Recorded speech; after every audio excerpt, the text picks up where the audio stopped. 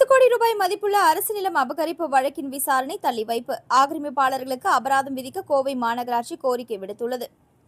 கோவை சரவணன்பட்டி மீனாட்சி நகர் லே அவுட்டில் பொதுமக்கள் நலனுக்காகவும் சுற்றுச்சூழல் மேம்பாட்டிற்காகவும் பூங்கா அமைக்க OSR நிலம் ஒதுக்கப்பட்டிருந்தது.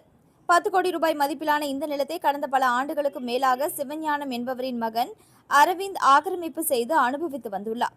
மேலும் அந்த பூங்கா நிலத்திற்கு பதிலாக தனக்கு சொந்தமான மாற்று நிலத்தை மாநகராட்சி எடுத்துக்கொள்ள வேண்டும் என்றும் அவர் கோரிக்கை விடுத்திருந்தார். சிவஞானத்தின் மகன் அரவிந்தின் இந்த கோரிக்கையை கடந்த 8/12/2020 அன்று கோவை மாநகராட்சி நிராகரித்தது. அதனைத் தொடர்ந்து ஆக்கிரமிப்பை அகற்ற கோரி கடந்த 17/7/2021 அன்று மாநகராட்சி சார்பில் அரவிந்தனுக்கு நோட்டீஸ் அனுப்பப்பட்டது. மாநகராட்சி நோட்டீஸை எதிர்த்து அரவிந்த் சென்னை உயர்நீதிமன்றத்தில் வழக்கு தொடர்ந்தார். ஆனால் அவரது மனுவை தள்ளுபடி செய்து கடந்த 19/12/2025 அன்று உயர்நீதிமன்றம் தீர்ப்பளித்தது. மேலும் ஆக்கிரமிப்பை அகற்றி அந்த நிலத்தை பொதுமக்கள் பயன்பாட்டிற்காக பூங்காவாக மேம்படுத்த மாநகராட்சிக்கு உத்தரவிட்டது. இதன் அடிப்படையில் கடந்த ஜனவரி 21ஆம் தேதி கோவை மாநகராட்சி அதிகாரிகள் பெரும் போராட்டத்திற்கு இடையே அந்த பூங்கா நிலத்தை மீட்டெடுத்து சுற்றிலும் வேலி அமைத்து தங்களது கட்டுப்பாட்டுக்குள் கொண்டு வந்தனர். சென்னை உயர்நீதிமன்றத்தின் இந்த தீர்ப்பை எதிர்த்து அரவிந்த் டெல்லியில் உள்ள உச்சநீதிமன்றத்தில் மேல்முறையீடு செய்தார்.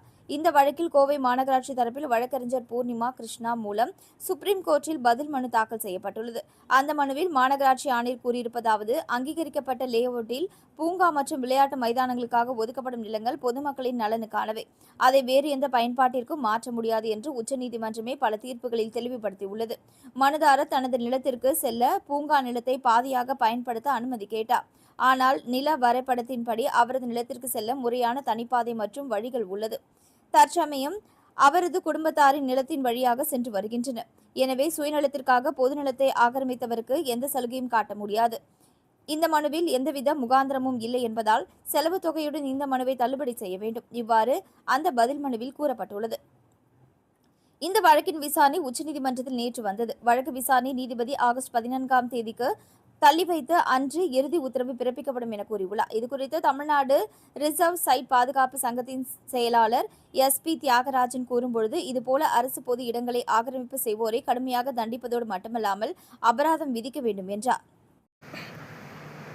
என்னுடைய பேர் SP தியாகராஜன், சமூக ஆர்வலர். கோவை மாநகராட்சி வடக்கு மாநிலத்துக்கு உட்பட்ட மீனாட்சி நகரங்களில் மாநகராட்சி சொந்தமான ஒரு 50 சென்ட் பூங்கா இடத்துல ஒரு 13 சென்ட் ஆக்கிரமிப்பு பண்ணியிருந்தாங்க. அந்த ஆக்கிரமிப்பு பண்ண சம்பந்தமான கடந்த டிசம்பர் மாதம் சென்னை உயர்நீதிமன்றத்தினுடைய டிவிஷன் பெஞ்ச் மாநகராட்சி சார்ந்த தீர்ப்பு கொடுத்த அடிப்படையில் கடந்த ஜனவரி மாதம் மாநகராட்சி அந்த ஆக்கிரமிப்பு அகற்றி முழு கம்பி வழி போட்டுருக்காங்க. அதுக்கு பிறகு பார்த்திங்கன்னா அந்த சென்னை உயர்நீதிமன்றம் கொடுத்த தீர்ப்பை எதிர்த்து ஆக்கிரமிப்பாளர் மாண்புமிகு உச்சநீதிமன்றத்தில் மேல்முறை செஞ்சுருக்காரு.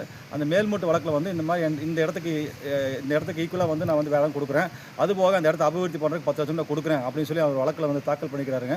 அந்த வழக்கில் கோவை மாநகராட்சியும் வீட்டு வசதி துறையினுடைய அரசு செயலாளரும் இந்த மாதிரி இது வழிவகையே இல்லை, சட்டத்தில் எந்த விதமான இது ஏற்றுக்கொள்ள மாட்டோம், இந்த இடத்த ஆக்கிரமிப்பு பண்ணிக்கிறாங்க அப்படிங்கிற விதத்தில் அவங்க மனு தாக்கல் பண்ணிக்கிறாங்க.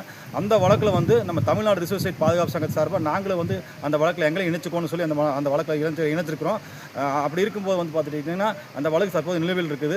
இது போன்ற கோவை மாநகராட்சி சொந்தமான பல இடங்களை ஆக்கிரமிப்பு பண்ணிக்கிறாங்க. அந்த ஆக்கிரமிப்பு பண்ணவங்களுக்கெல்லாம் பார்த்தீங்கன்னா மாநகராட்சி கடுமையான தண்டனை கொடுக்க மட்டும் இல்லாமல் இந்த ஆக்கிரமிப்பு பண்ண இடத்துக்கு மாநகராட்சி சம்மந்தப்பட்ட ஆக்கிரமிப்பாளர் சட்டப்படி அவங்ககிட்ட தொகையை வசூலிக்கணும் அப்படிங்கிறது ஒரு தாழ்மையான வேண்டுகோள். மற்றும் இது போன்ற இடங்கள் கோவை மாநகராட்சியில் பல நூறு வருட மதிப்புள்ள இடங்களெல்லாம் இனி ஆக்கிரமிப்பு மீட்டெடுக்காமல் கடந்த 15 ஆண்டு காலமாக கோவை மாநகராட்சி மெத்தனை பார்க்க செயல்பட்டு இருக்கிறாங்க. நாங்கள் இதையும் உடனடியாக அதுக்கான கடுமையான நடவடிக்கை எடுக்கணுங்கிறோம். இப்போ இதெல்லாம் புதிய அரசாக வந்திருக்கிற இந்த அரசு இது போன்ற இடங்களெல்லாம் கடுமையான நடவடிக்கை எடுத்து ஆக்கிரமிப்பு அகற்றணும்னு அதிகாரிகளுக்கு வலியுறுத்தணும். அது மட்டும் இல்லாமல் இந்த ஆக்கிரமிப்பாளர் மேலே கடுமையான தண்டனை விதிக்கணும் அப்படிங்கிறது நான் கேட்டுக்கொள்கிறேன்.